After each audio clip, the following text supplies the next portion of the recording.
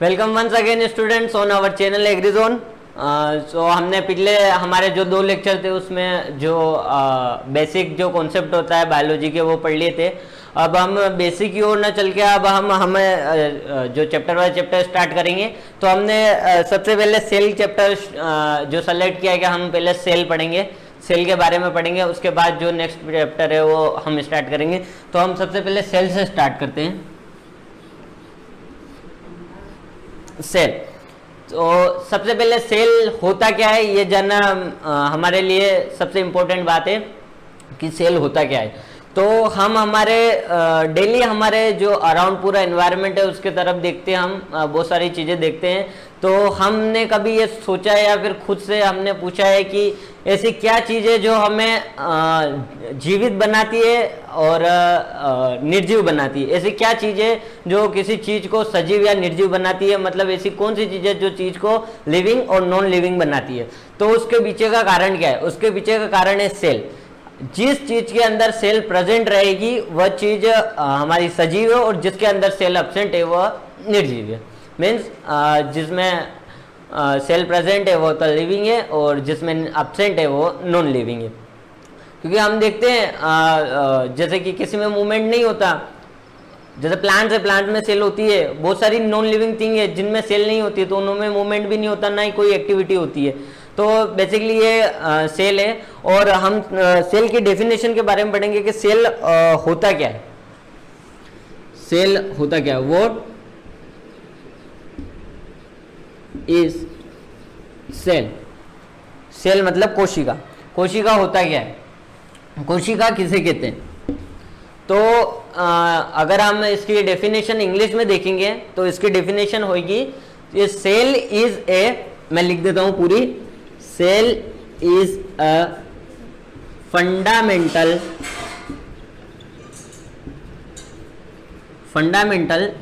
Structural and functional unit of life. मतलब कोशिका हमारे जीवन की क्रियात्मक और संरचना अंदर आधारभूत इकाई है, उसे कोशिका कहते हैं। और इंग्लिश में cell is a fundamental structural and functional unit of life. तो ये हमारी सेल की डेफिनेशन। अब हम आगे चलेंगे, इस सेल को डिस्कवर किसने किया था। हाँ, और एक बात ये है कि जैसे कि सेल किसी के अंदर कोई, अगर मान लो कि कोई ऑर्गेनिज्म खाली एक सेल का बना हो, सिर्फ उसमें सिंगल सेल हो, सिंगल सेल ऑर्गेनिज्म, मतलब एक जो कोशिका वाला जो प्राणी है उसे हम क्या कहेंगे? उसको कहते हैं यूनिसेल्यूलर। इंग्लिश में तो बोलते हैं यूनिसेल्यूलर, और हम हिंदी में बोलेंगे एक कोशिकीय। एक कोशिकीय। और जो बहुत सारी सेल के बने हुए, जैसे कि हम हैं, हमारे अंदर एक सेल नहीं है, हम बहुत सारी सेलों से बने हैं। तो the organism made up of many cells known as multicellular. Multicellular को हिंदी में कहते हैं बहुकोशिकीय। बहुकोशिकीय मतलब ये है कि जो बहुत सारे जो कोशिका के बने होते हैं उन्हें बहुकोशिकीय कहते हैं, और जो एक कोशिका के बने होते हैं उन्हें एक कोशिकीय कहते हैं। तो ये दो चीज होती है, सिंगल सेल ऑर्गेनिज्म और जो unicellular and multi cellular organism. अभी हम नेक्स्ट चलेंगे जिन्होंने डिस्कवरी की है सेल की।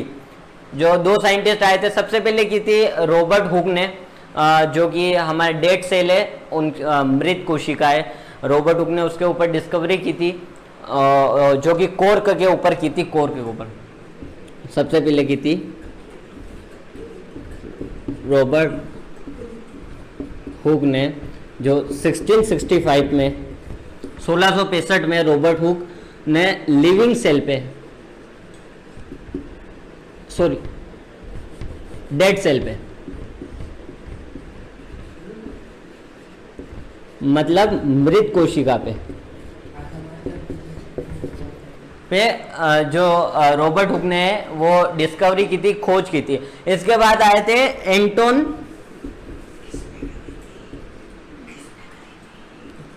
यूवेन हुक, इन्होंने की थी लिविंग सेल पे,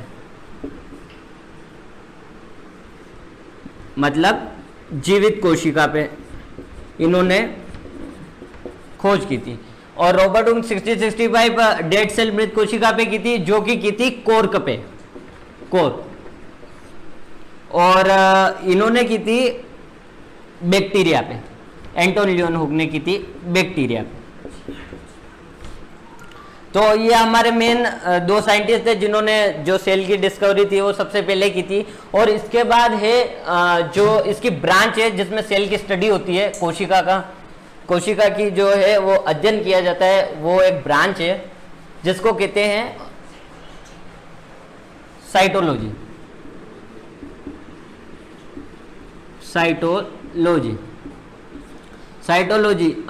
the branch of A science, विज्ञान की वह शाखा जिसमें कोशिका का अध्ययन किया जाता है उसे साइटोलॉजी कहते हैं। The branch of science in which we this study of cell known as cytology.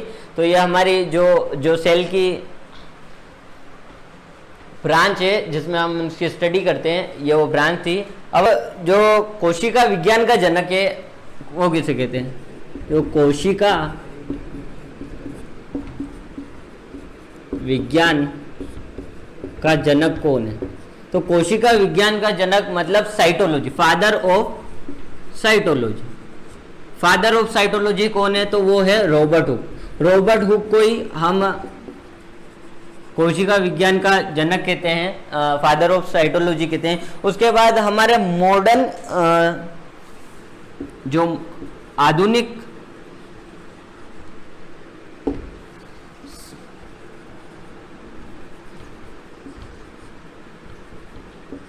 Father of cytology मतलब आधुनिक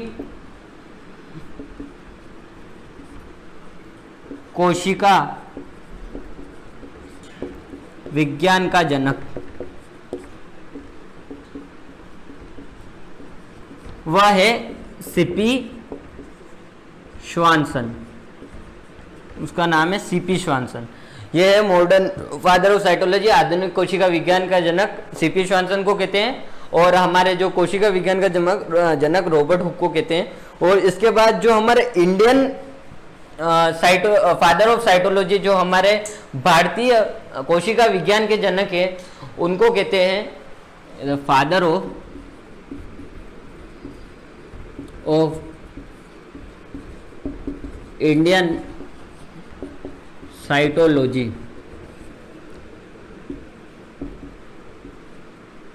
भारतीय कोशिका विज्ञान के जनक, जिनका नाम है ए.के. शर्मा।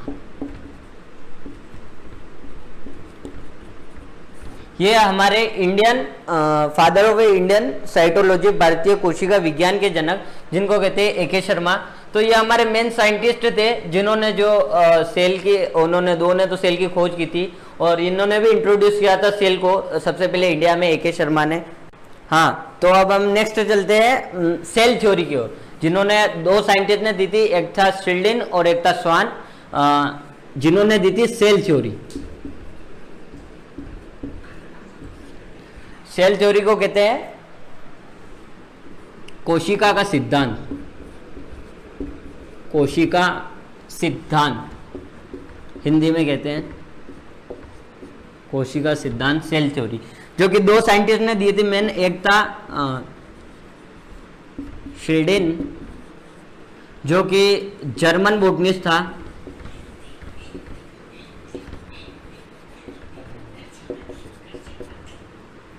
और सेकंड था हमारा स्वान, जो कि जूलॉजिस्ट था। शिल्डिन आया था 1838 में और स्वान आया था इसके बाद 1839 में।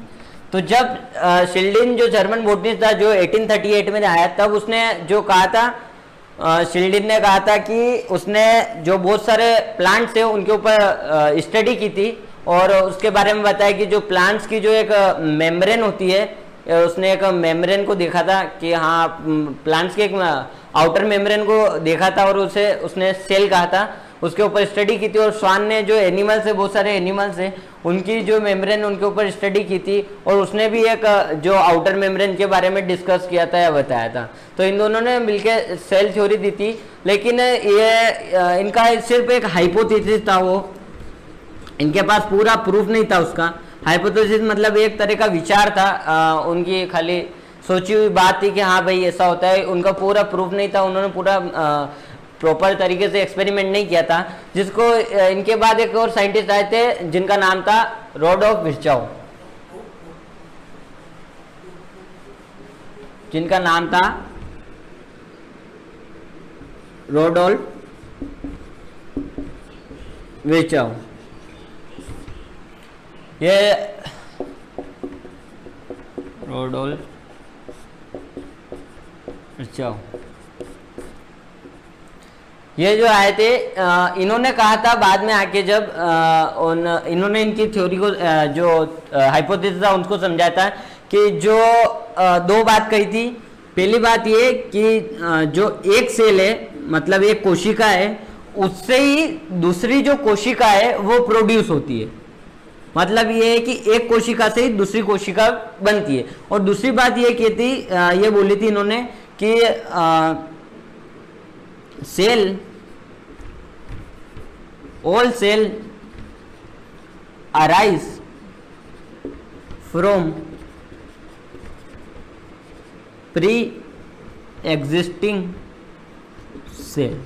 मतलब जो सारी जो कोशिका है वो जो पिछली जो उसकी पिछली जो कोशिका है उससे ही बनी हुई, जो पीछे जो उसके पहले वाली कोशिका है उससे ही उत्पन्न हुई थी। उन्होंने ये बात कही थी। पहली बात तो ये कि सेल के द्वारा, कोशिका के द्वारा दूसरी कोशिका जो है वो प्रोड्यूस होती है और जो पहले वाली सेल है उससे ही दूसरी सेल बनी हुई है, उससे ही दूसरी कोशिका बनी हुई। इन्होंने ये दो बात की थी और इस जो इनका हाइपोथेसिस था, इनको जो ये प्रूव नहीं कर सके थे उस बात को प्रूव किया था रोडोल्फ विर्चाउ ने। हमारे पास एक साइंटिस्ट और थे,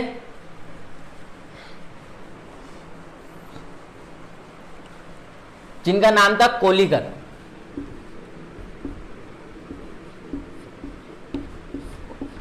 अब कोलिकर ने क्या किया था, कोलिकर ने जो एम्ब्रियोलॉजी होती है, एक ब्रांच होती है, तो कोलिकर थे जिन्होंने एम्ब्रियोलॉजी में सेल थ्योरी को यूज किया था। और इसके बाद एक और साइंटिस्ट थे, रोडोल्फ विर्चाउ थे अपने, रोडोल्फ विर्चाउ, जिन्होंने पैथोलॉजी में सेल थ्योरी का यूज किया था, सेल थ्योरी को यूज किया था। तो ये दो साइंटिस्ट थे। और जो सेल थ्योरी के ये इसके एक्सेप्शन है वो है, वो बता देता हूं मैं आपको। अपवाद कहते हैं जिसे, सेल थ्योरी एक्सेप्शन जिन्हें कहते हैं अपवाद। वो होते हमारे जैसे प्रोटोजोआ, राइजोपस, और भी थे बहुत सारे अपवाद, आपको नोट देंगे उसमें मिल जाएंगे बहुत सारे अपवाद जिसके ये इनके एक्सेप्शन थे सेल थ्योरी के। अब हम चलेंगे कि जो सबसे छोटी कोशिका, सबसे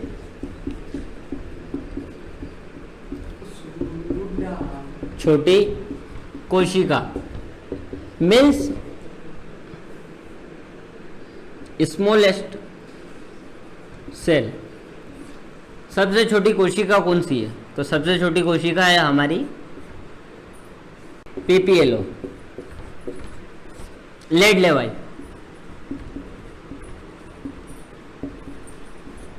और सबसे जो बड़ी सेल है, सबसे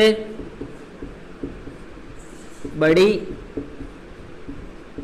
कोशिका, सबसे बड़ी कोशिका है हमारी शुतुरमुर्ग का अंडा। मतलब शुतुरमुर्ग का अंडा ऑस्ट्रिच है। और हमारी जो सबसे छोटी कोशिका है वह है पूरी, इसका नाम पूरा है माइकोप्लाज्मा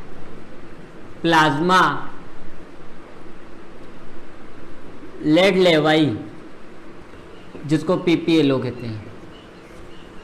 और इसके बाद जो हमारे सबसे लंबी कोशिका, हमारी जो शरीर की सबसे लंबी कोशिका means largest cell of the body, largest cell, सबसे लंबी कोशिका, जो कि है नर्व सेल, तंत्रिका कोशिका जिसको हिंदी में कहते हैं। इसके बाद जो पादप वर्ग की सबसे बड़ी कोशिका कौन सी होती है? तो पादप वर्ग की सबसे बड़ी, मतलब प्लांट्स, जो प्लांट्स की सबसे बड़ी सेल कौन सी होती है? तो प्लांट्स की सबसे बड़ी पादप वर्ग की सबसे बड़ी कोशिका होती है एसिटी बुलेरिया, एसिटी बुलेरिया शेवाल, एसिटी बुलेरिया शेवाल। तो ये हमारी जो लार्जेस्ट सेल थी वो है नर्व सेल, सबसे बड़ी सबसे लंबी कोशिका, और जिसको तंत्रिका कोशिका कहते हैं। और पादप की सबसे बड़ी कोशिका होती है एसिटी बुलेरिया शेवाल। और इसके बाद ये जो हमारे मेजरमेंट है, जो सेल का मेजरमेंट किसमें करते हैं, मतलब जो मापन जो होता है, जो सेल का मापन है वो किसमें होता है? जो कि होता है एक हमारे माइक्रोन में, एक होता है मिली माइक्रोन में, और एक होता है नैनोमीटर में, और एक होता है हमारे एंगस्ट्रम में। तो ये 1, 2, 3 और 4 मेन 4 चीजें जिन्हों में हमारा जो है सेल मेजरमेंट होता है। और अब हम चलेंगे नेक्स्ट, इसके बाद टाइप्स ऑफ सेल, मतलब सेल के जो टाइप है उनके बारे में चलेंगे कि सेल कितने टाइप की होती है। टाइप्स ऑफ सेल, कोशिका के प्रकार। कोशिका 2 प्रकार की होती है, एक होती है प्रोकैरियोटिक, प्रोकैरियोटिक,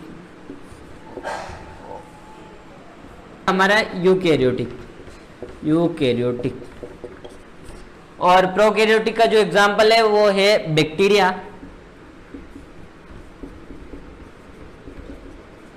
और यूकैरियोटिक के जो एग्जांपल है वो मेन हमारे जो प्लांट्स और जो एनिमल्स है उनकी सेल है, वो इनके एग्जांपल होते हैं। और इसके बाद जो यूकैरियोटिक उनके 2 पार्ट में ये भी डिवाइड होता है, एक होता है प्लांट्स में, एक होता है एनिमल, प्लांट सेल और एनिमल सेल। तो वैसे हमारा आज का लेक्चर यही खत्म होता है। इसी के साथ हमारा जो अगला लेक्चर है इसके प्रोकैरियोटिक यूकैरियोटिक इनका डिफरेंस, उसके बारे में हम अगले लेक्चर में पढ़ेंगे। तो thank you so much and subscribe to our channel.